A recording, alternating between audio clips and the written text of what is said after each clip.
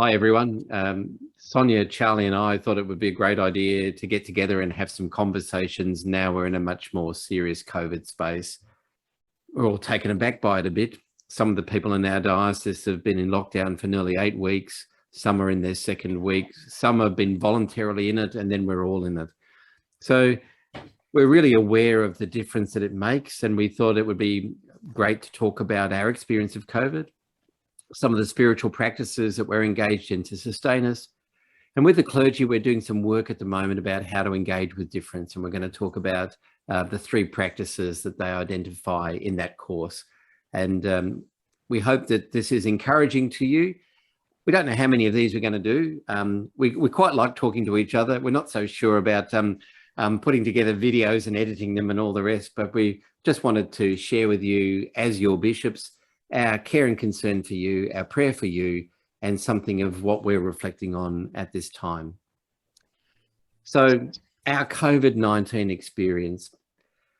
Over the last 2 weeks, I've been involved in hearing about 2 COVID incidences or outbreaks. So one has been in our supported independent living services with Samaritans. We heard that a staff member had been affected. And more significantly, we've heard that one of our aged care facilities at Jesmond Grove has had COVID. So 2 staff, and at the moment, 6 residents have been affected with COVID-19.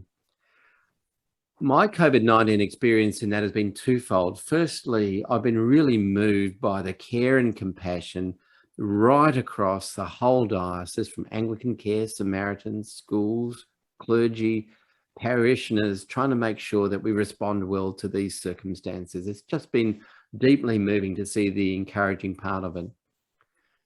Another experience has been fully dressed up in protective gear, then learning that the person I talked to on that side and now on that side have both tested positive for COVID, and that sense of, oh, that's so really close.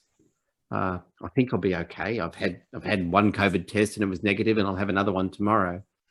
But just that sense of it's so close now, and really concerned for those 2 people who are travelling well and for the residential aged care facility.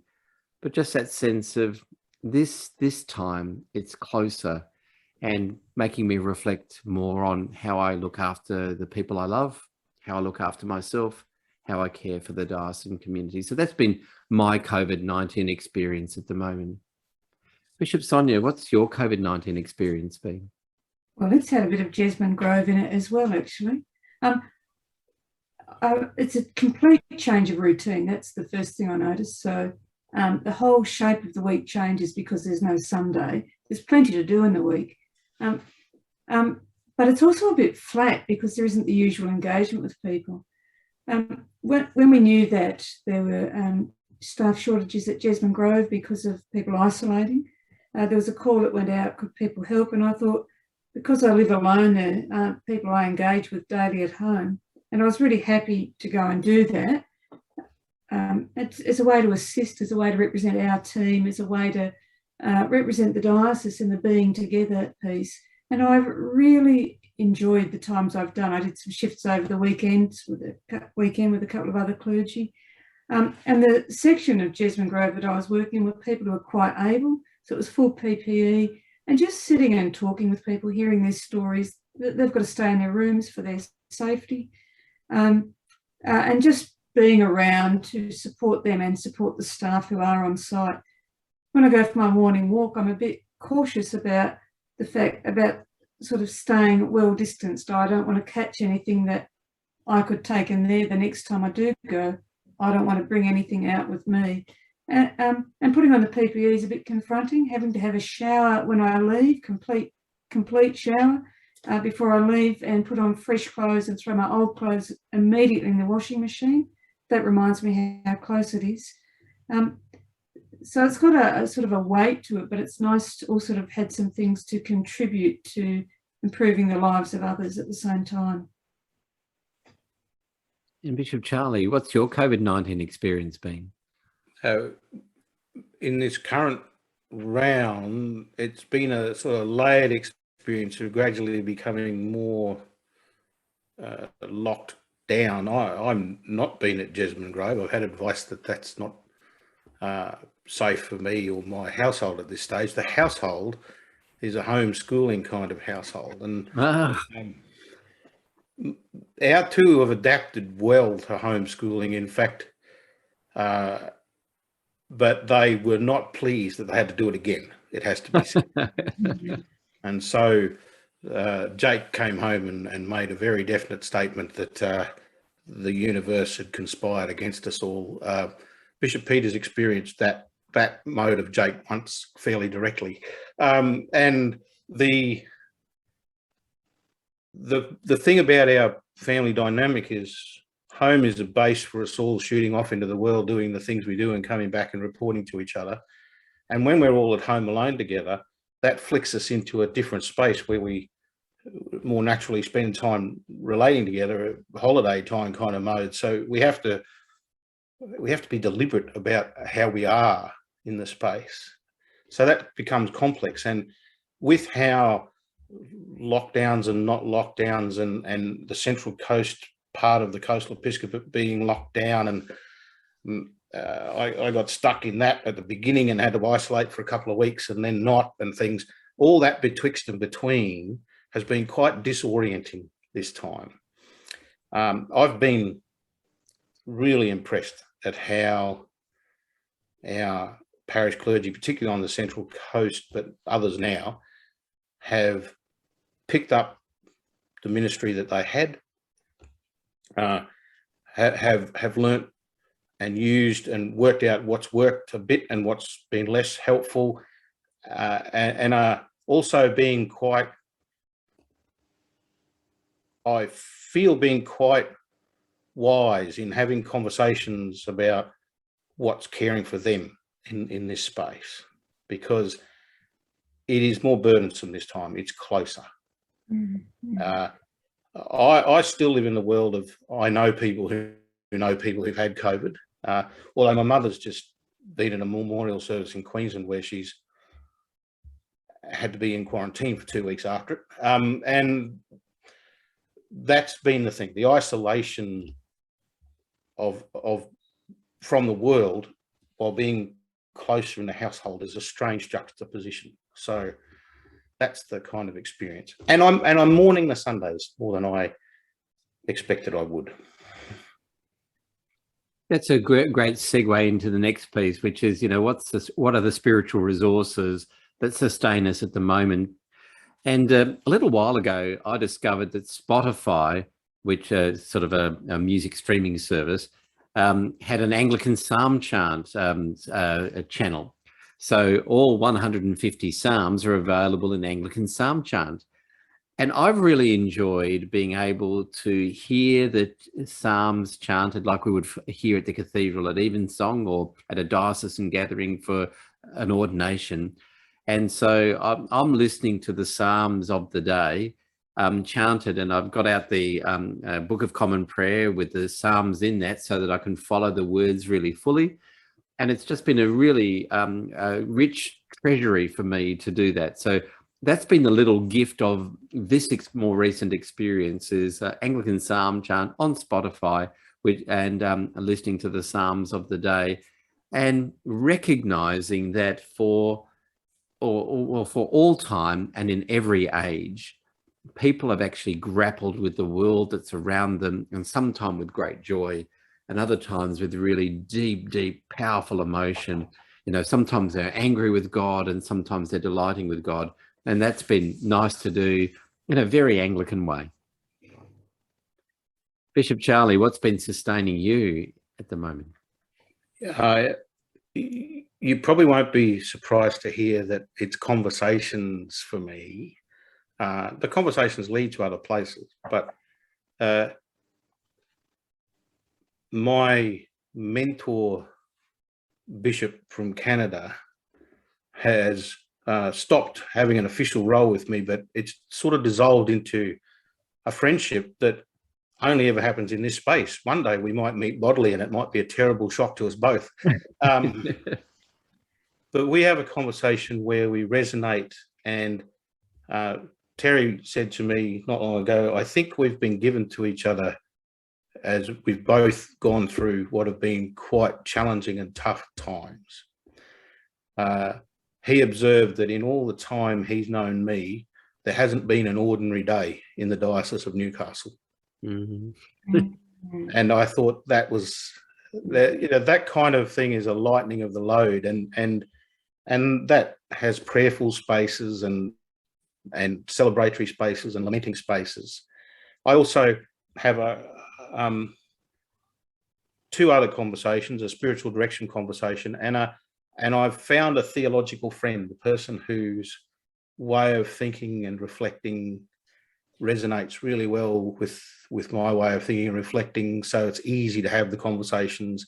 I mean, I like those conversations with everybody, but this particular one goes into a space where we land resonantly easily. I'm entertained by the idea of listening. I was sent back to the parish of Chelmer, where the choir used to do Anglican chant for the Psalms on Sundays, and they whacked me. This is before I was ordained. They whacked me in the choir because, oh, you can read this stuff. But I listen to different things on Spotify. There's a song by a fellow called Keb Mo that has the hook, "It might be God trying to get your attention." And one day I'll share that on a Tuesday morning devotion. But I didn't last week because it didn't feel like the right day. So great. Conversations are your spiritual sustaining. Yeah. And conversations with some really deep conversation partners. Bishop Sonia. First of all, my Spotify tip is Margaret Rizza, R-I-Z-Z-A. Yeah. If you put that in, you get some terrific stuff. I don't mind dipping into the mystics every now and then. And I've been reading, just as it happens, John of the Cross's Dark Night of the Soul. And I think it's the right book for the time. People think about the Dark Night of the Soul as just being about the absence of God, but that's not my experience of reading it. I've got to say it's a very slow read. It's quite dense language. But it's how you find the presence of God when it seems like there's absence, and how you trust that God is there. And rather than relying on my emotions, trusting in God's presence. And I've found reading that and then just some silent reflection a really helpful practice for this time. I'm quite enjoying reading The Dark Night, but that insight that the deepest part of my relationship with God isn't about me feeling good, but it's about being present with God. And in a time when it can feel like there's some absence, that's been really helpful. I think of it as a bit like Tuesday devotions last week. We did this. I talked about the story of Elijah going up, threatened for his life, running away, going up to the cave, and trying to see God in all the great big things: the storm, the wind, the fire, and finding God in the sound of sheer silence. Yeah, I love that passage. The beauty of all of this conversation is the great treasury of resources, the scriptures, our traditions, our liturgical traditions, our senses of fellowship, the resources that we've got from other church traditions, which allow us to read and understand, which underneath all have an invitation to know that God is real, that God is engaged, that God is concerned for us, and that God is journeying with us. And all of those things enable us to do that, and they invite us to be very real, not locked behind a false personhood or false image. You know, the psalmist that allows someone to scream at God in their terror, a conversation that allows us to be really real with someone. The John of the Cross who actually goes, you know, there will be times when you actually ponder that God is not there. What does that mean? So, and I think that that's true for what people have been going through in these COVID times and what it might mean.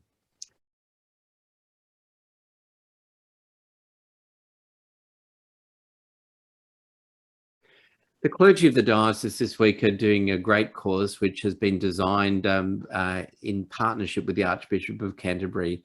The Archbishop of Canterbury inspired the Reconciliation Leaders Network, which is a cross-denominational activity and a global activity. and they put together a course called Difference. And the course of Difference invites us to think about three practices: curiosity, being present, and reimagining what a relationship or an event or space might look like. And it's all about recognizing that there are so many differences that we might come across in our life, which in which the conflict might be present, or there might be difficulty present, and a way of exploring how we might be as Christians quite different in that space, and how we might respond to that with new ideas or new practices. I've had the privilege of being in a brief conversation with the people who put it together, and they model those practices, their humility, their engagement, their openness as they're working with us. And it's a movement around imagining that as Christians, we can actually help be peacemakers, reconcilers, agents of transformation wherever we are. And so we're going to briefly talk about those three practices because we're urging everyone across the diocese to explore them. And hopefully towards the end of the year and into next year, more parishes will be in a position to have been trained and therefore take up this Difference program. So the first habit is curiosity. I've learned through some reading of psychology and some work with my supervisor that when we're under threat, there's a whole lot of things that go off in our body, a whole lot of chemicals which invite us to flee or to fight, to freeze, or something called fawn, which is around how do I peacemake in that space. And those body chemicals, when they're going off in us, are about us being protective because conflict's underway. And those body chemicals are set off before we even have got our full mind engaged. So if we're going to a family barbecue and we know that it's going to be a difficult group of people there from family members, our body chemicals are already working. It might be going into parish council. It might be going into a meeting with someone who's important in our life, and it's off and running. And one of the things that happens that when those body chemicals are soaring is we're less open or we're less curious. And so one of the practices that we're being invited to in this conversation, in this process, is to be more curious. Why is it that you think that? Why is it that that's important to you? Tell me something about your story. What's the journey that you've been on that has led you to this point?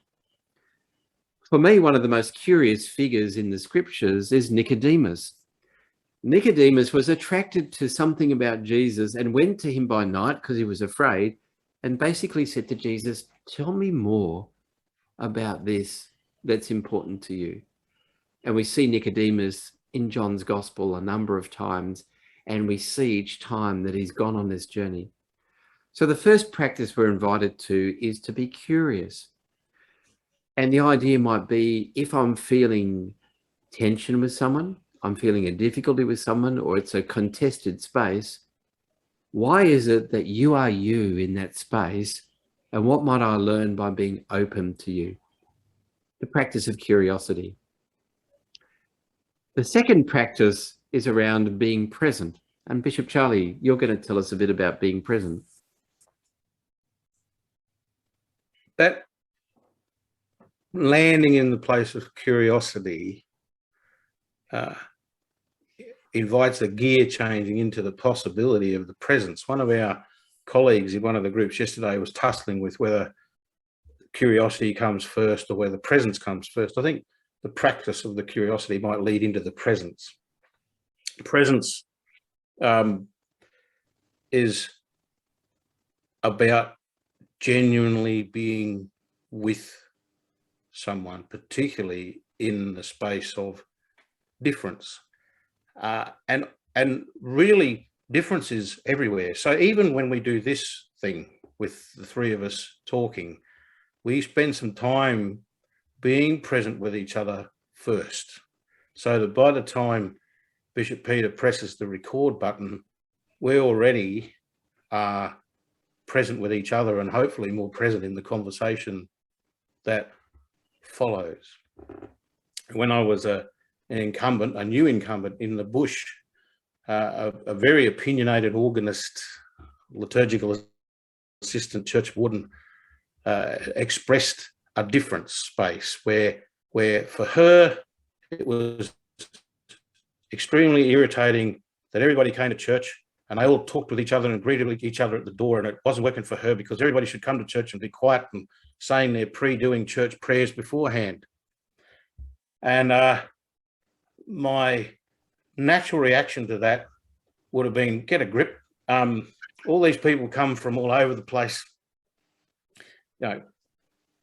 tens and hundreds of kilometres from out of town to gather for this liturgy, and they greet. And I thought, okay, you have a point. There are two things going on here that are in profound conflict. So I instigated a moment of stillness at the beginning of the liturgy as a way. Now, I don't think that entirely answered what the person in question was after in one sense, but in another sense, because that person was glad to be heard, and because we were all able to be present to each other, a bit like the three of us becoming present at the beginning of this, something changed in the way we were as congregation and faith community, even though we gathered from far places. I think what changed a bit is that we became less projections because we sustained our relationships in imagination a bit. There weren't lots of smartphones. There were different ways of communicating. And